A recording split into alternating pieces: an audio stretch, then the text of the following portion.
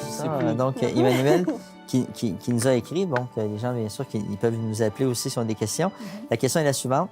Qui fera partie de la résurrection des morts? Donc, une question très claire.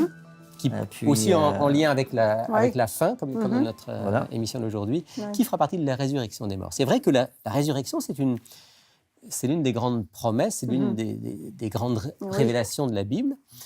Mais alors, il y a beaucoup de gens, même des fois, qui ne savent pas que dans la Bible, on parle de 2 résurrections. Oui, alors, tu as déjà commencé à donner la réponse, Sylvain. Voilà, c'est important de lire la Bible.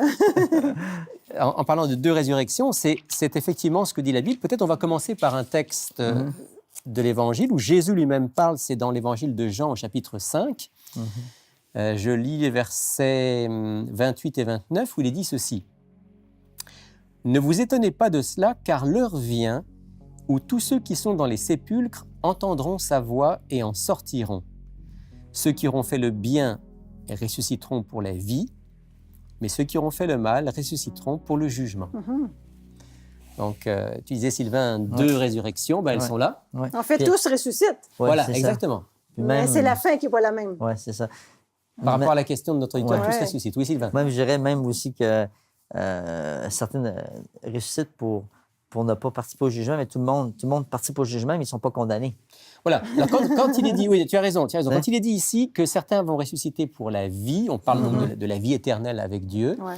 Quand il est dit que d'autres vont ressusciter pour le jugement, ici, le mot jugement a le sens, effectivement, malheureusement, de jugement négatif. Ouais. Condamnation. Hein, de condamnation. Parce que, bibliquement, et je pense que c'est ce que tu voulais dire, tous les êtres humains vont être jugés. C'est ça. On est tous des pécheurs, donc on doit tous, quelque part, passer en jugement, sauf que, par la bonté de Dieu, la grâce de ce que Christ a accompli, ceux qui auront eu un cœur humble, qui auront reçu le pardon, qui par la foi se seront accrochés à Jésus, ceux-là seront innocentés.